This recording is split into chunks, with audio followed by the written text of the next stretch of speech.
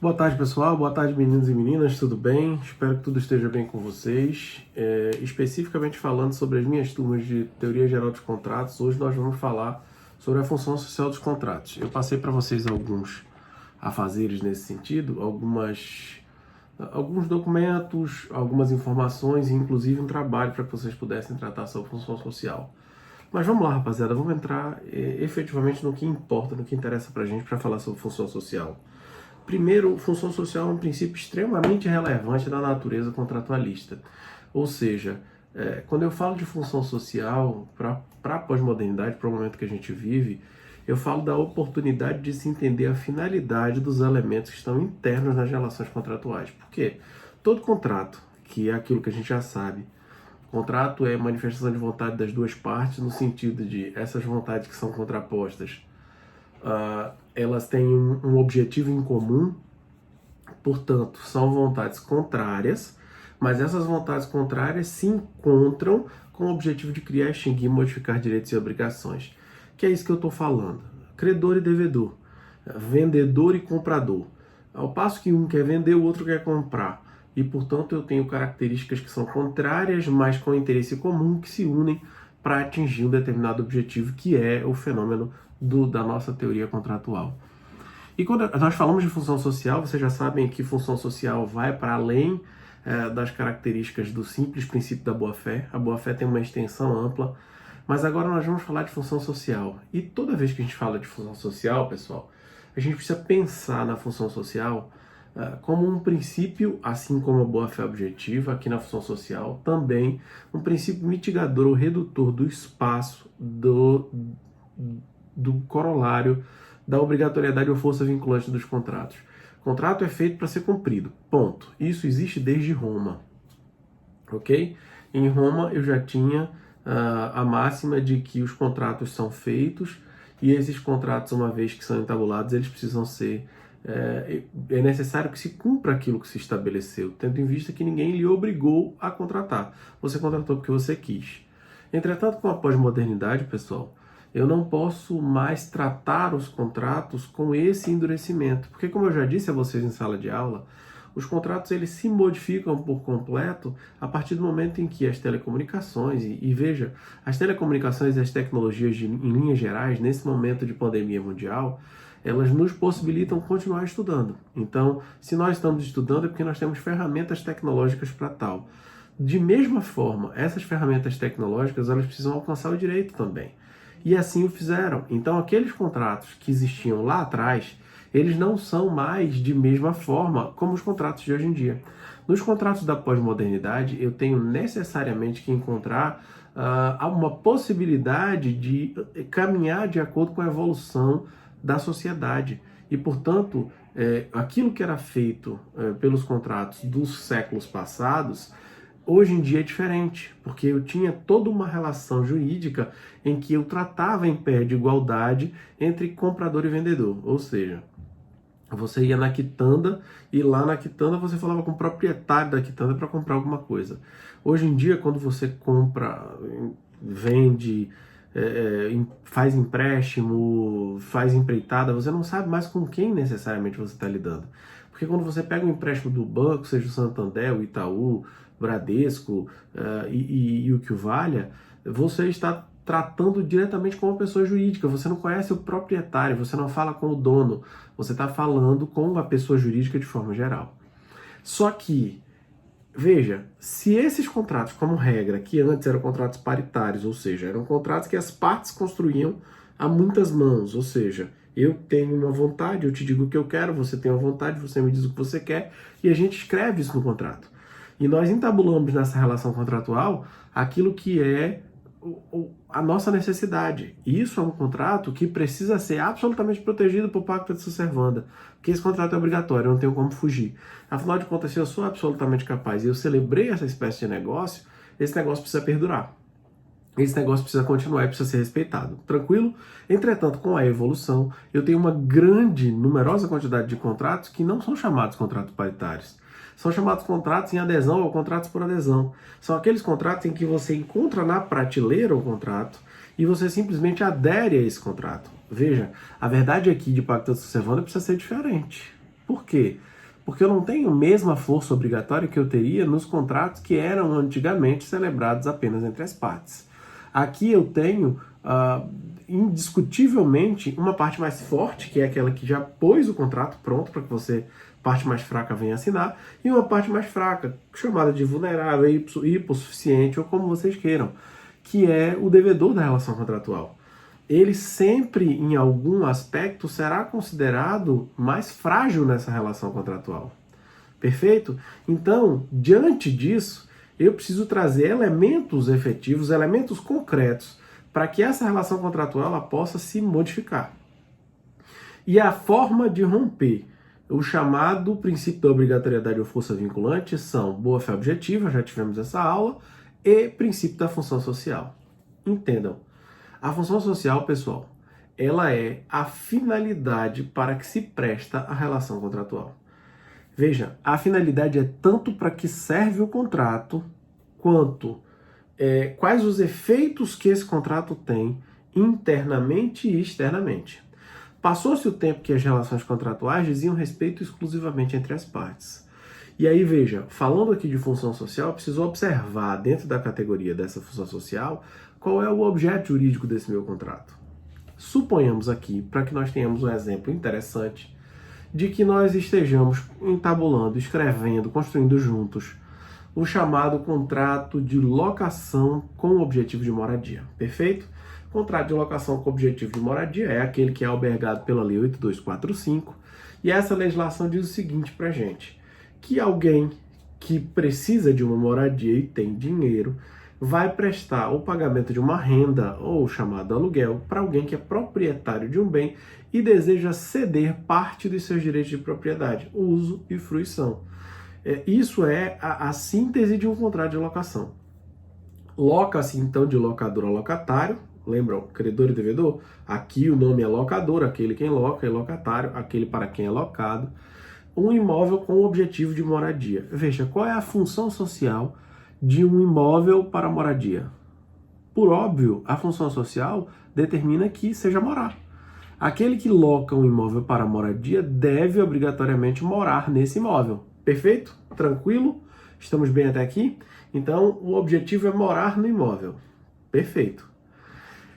Todas as vezes em que eu fechar o contrato com o objetivo ou com uma finalidade social, eu preciso cumprir esse objetivo ou essa finalidade social de início ao fim. Porque se houver qualquer espécie de mácula no vínculo que foi celebrado, nessa relação contratual, e essa mácula será no sentido de não dar cumprimento à finalidade social a que se destina aquele pacto entre as partes, eu tenho a possibilidade de rompimento desse contrato por violação da função social do contrato. Por quê? Imagine que eu tenha, ao invés de obedecido aquilo que era disposto entre as partes, de que nós faríamos um contrato, e esse contrato seria contrato de locação para moradia, eu, locatário, tenha transformado aquilo em um barzinho, ou pior, em um prostíbulo.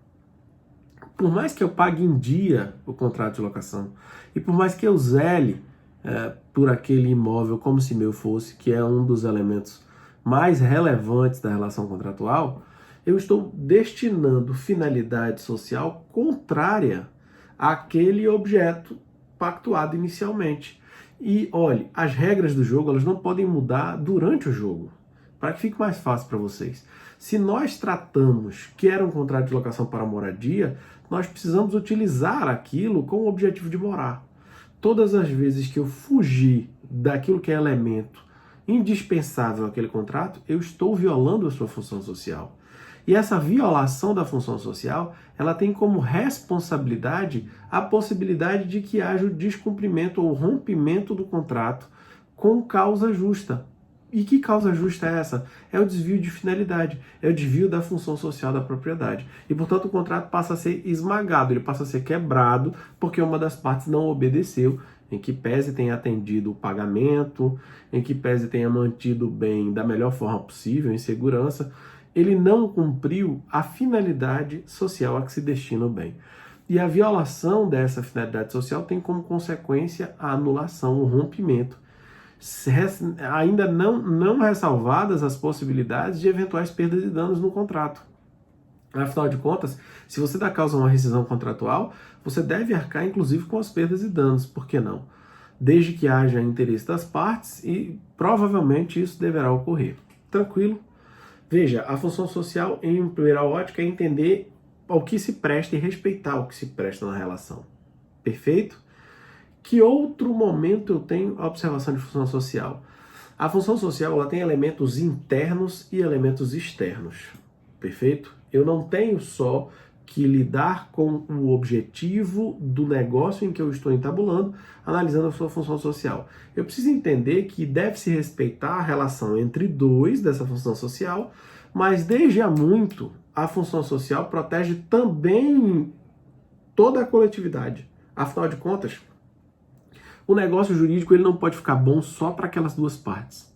Se ele fica bom só para aquelas duas partes, mas ele prejudica toda a sociedade, óbvio que a sociedade, como terceiro, porque a regra é terceiro não se mete nas relações contratuais, porque as relações contratuais são entre partes. Duas ou mais pessoas, juntas por manifestação da vontade, elas resolvem fazer o que elas melhor entenderem.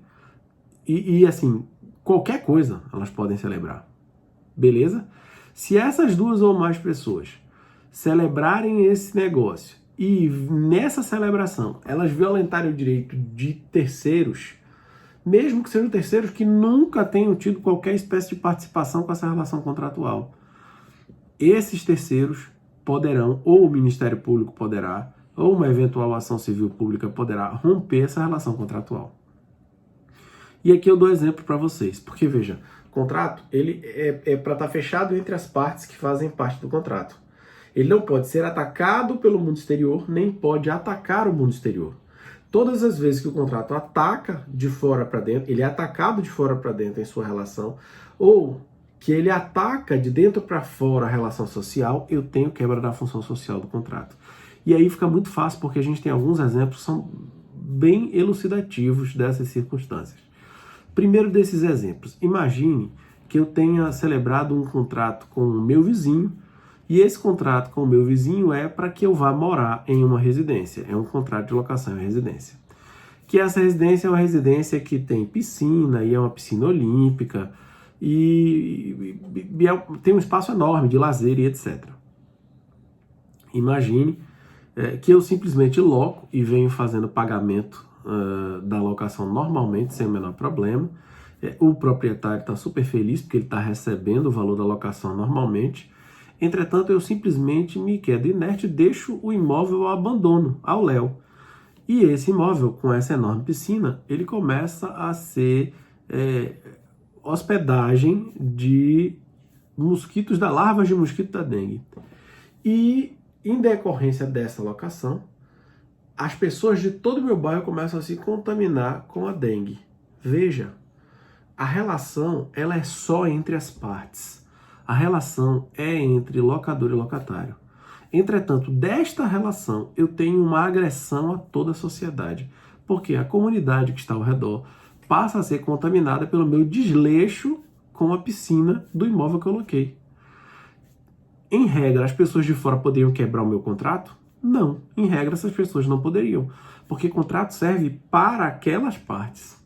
Serve pontualmente e objetivamente para aquelas partes. O contrato não serve para ser atacado por pessoas de fora. Entretanto, excepcionalmente, quando nós colocamos em risco toda a sociedade, o contrato pode ser atacado externamente por um terceiro que se vê ofendido por aquela relação jurídica. E ele pode manusear a ação judicial para que haja rompimento dessa relação contratual e responsabilização daquelas partes que estão concordes. Veja, credor e devedor, locador e locatário estão felizes com aquela locação. Para eles está tudo ótimo. Entretanto, a sociedade está sofrendo com isso. Então, a sociedade vai fazer o rompimento do contrato e a responsabilização de ambos, podendo fazer ambos responder pelo mal que aquele contrato causou. Tranquilo? Em que outra característica o contrato pode ser rompido? Todas as vezes que ele desafiar violação ao meio ambiente, violação a direito difuso e coletivo, direito da criança e do adolescente, e aqui me recordo bem Há muitos anos atrás eu era moleque e assim, tem um exemplo que é extremamente elucidativo. Uma apresentadora de televisão, ela tinha uma botinha, um sapatinho, e esse sapatinho, acho que eu já posso falar, não tem muito bom problema, há mais de 25, 30 anos atrás, a Xuxa fazia uma propaganda de uma botinha da Xuxa. E essa propaganda ia para a televisão e falava em todo canto, e a ideia era, você ainda não tem a botinha da Xuxa? Compre a botinha da Xuxa. E havia uma propaganda que foi muito infeliz na sua escolha, que dizia, que estimulava as crianças a se desfazer dos seus próprios sapatinhos para exigir aos pais a compra da botinha da Xuxa. E isso foi um tremendo absurdo, porque acabou que as crianças são inocentes e as crianças são extremamente levadas pela imprensa, pelas mídias, e as crianças, uma enxurrada de crianças passou a desaparecer com seus sapatinhos, às vezes os únicos sapatos que tinham, pedindo ao pai que comprasse a botinha da Xuxa. Veja, aquela relação da Xuxa com a empresa que vendia aquele produto é uma relação contratual entre as partes. Entretanto, foi tão longe na relação da função social que acabou atingindo outras pessoas, o direito dos menores. E esse direito dos menores passou a ser, estava naquele momento desprotegido, tanto que depois passou a ser albergado, inclusive pelo Código de Defesa do Consumidor e pelo Estatuto da Criança e do Adolescente. Isso é um outro exemplo de quebra por violação à função social. Que outra circunstância eu tenho a possibilidade de quebra? Todas as vezes que eu atentar contra o meio ambiente. Atentou contra o meio ambiente, é possível a quebra da função social, não importa se o contrato é perfeito. O contrato está lindo para as duas partes, entretanto causa enorme dano ambiental. Pode ser que aqueles que protegem o meio ambiente ingressem com demandas judiciais para fazer o rompimento contratual. E por que vai romper o contrato? Vai romper o contrato pura e simplesmente porque aquele contrato é bom para as partes, mas há uma quebra de função social atingindo a toda a sociedade. Tranquilo? Que outro momento eu posso falar dessa quebra? Senhores e senhoras, a quebra da função social também pode se dar por violação à dignidade da pessoa humana. E há um caso extremamente interessante, alguns casos são extremamente interessantes, inclusive entre os casos há um que o professor Luiz Roberto Barroso sempre faz questão de falar, que é a ideia que aconteceu, salvo o melhor juízo, na França e nos Estados Unidos, ou na França e na Inglaterra, me desculpem se eu não me recordo no momento o caso, mas é um caso que pode elucidar muito tranquilamente.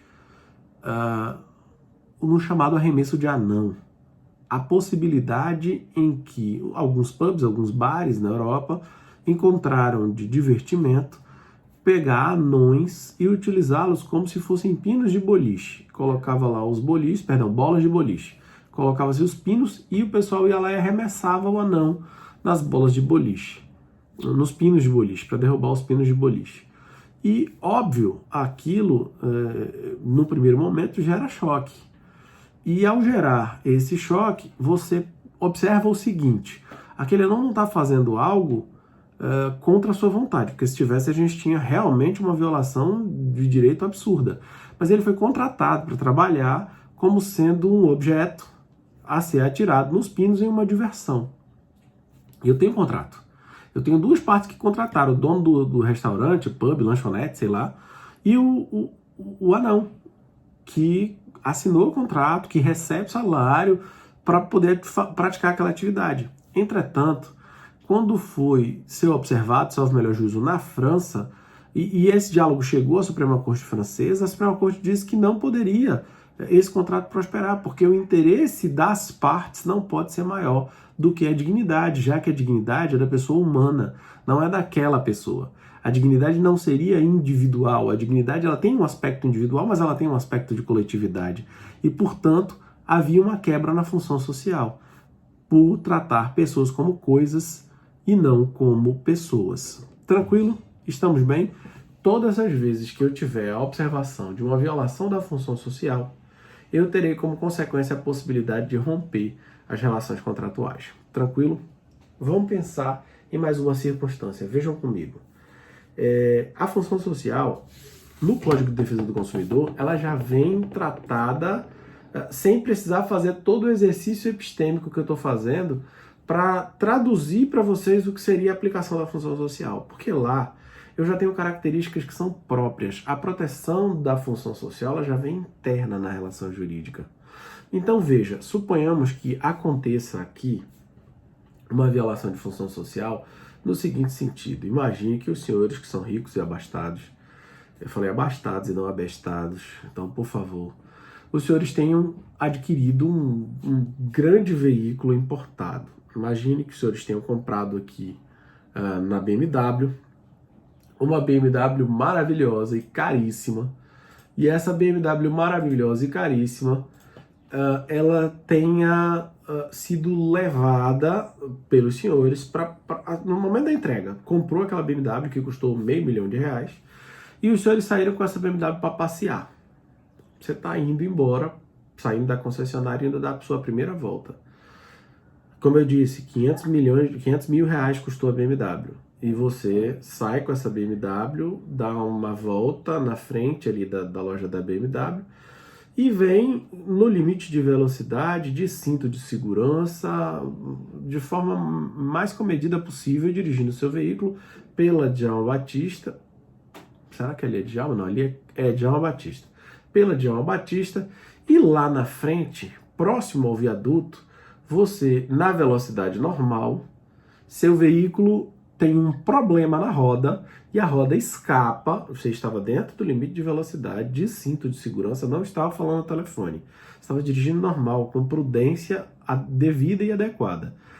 Mas imagine que a roda do seu carro voa e pega uma pessoa que está vendendo cafezinho do outro lado da rua. Veja, se nós fôssemos falar de responsabilidade, observando que só é responsável aquele que comete o dano, porque aqui quando nós formos falar de dano efetivo, lá da responsabilidade civil, eu preciso ter elementos que compõem a responsabilidade civil. A saber, os elementos são a conduta, o nexo, o dano e a culpa como regra. O que eu posso fazer é brincar com a culpa, porque entre responsabilidade objetiva e subjetiva eu tiro a culpa. A regra é a responsabilidade subjetiva, em que eu tenho que provar a culpa, mas a exceção é a objetiva, em que eu não preciso da culpa, mas preciso dos outros elementos. Portanto, só teria envolvimento nessa relação jurídica as partes. E que partes são essas? O dono da concessionária que te vendeu o carro e a sua cadeia de responsabilidade, e você que comprou o carro. Agora, se você estava dirigindo de forma prudente, com baixa velocidade, andando pela rua normalmente, e por uma falha, um problema mecânico, etc., a roda voa, e essa roda pega e atropela uma outra pessoa, essa pessoa que foi atropelada, ela vai exigir responsabilidade de quem? Essa é uma pergunta que causa aos nossos colegas, inclusive os nossos colegas processualistas, verdadeiro arrepio. Porque para o processualista ele vai buscar sempre um vínculo, seja um vínculo material ou um vínculo processual. Entretanto, com a mesma semiótica da função social, o Código de Defesa do Consumidor, que é desinência, pega, já que ele é direito especial, ele pega muito do que há no direito geral, ele puxa as regras e já nasce muito melhor acabado que o Código Civil brasileiro. E lá ele já traz uma previsão específica da chamada responsabilidade por violação da função social. Veja como essa função social ela é extremamente importante. Diz o Código de Defesa do Consumidor em seus artigos, salvo melhor juízo, 14 e 18, acumulado com o 17 também, que a responsabilidade direta do fornecedor, do vendedor, do construtor, em cadeia, responsabilidade direta e solidária em cadeia por todos aqueles do fabricante que construíram aquele veículo e que colocaram esse veículo na rua, porque eles têm que considerar que aquela relação é boa para ele e para quem comprou o carro dele, mas que é uma relação de segurança, porque ele não pode pôr em risco a própria sociedade.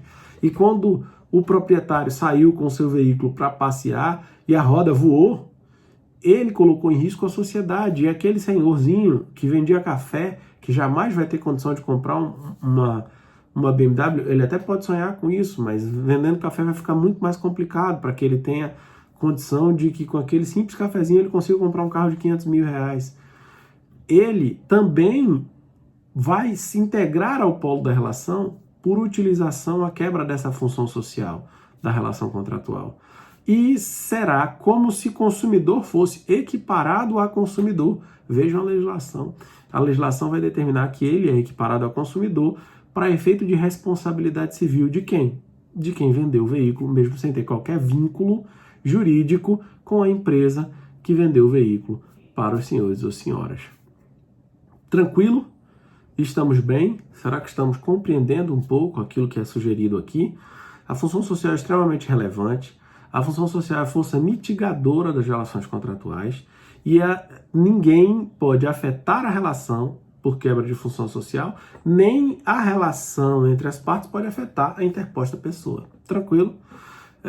Veja, e há um artigo que é extremamente interessante. Esse artigo é o artigo 606, salvo melhor juízo, do Código Civil, que espelha para gente um empréstimo que foi feito lá do 1514 do Código Civil.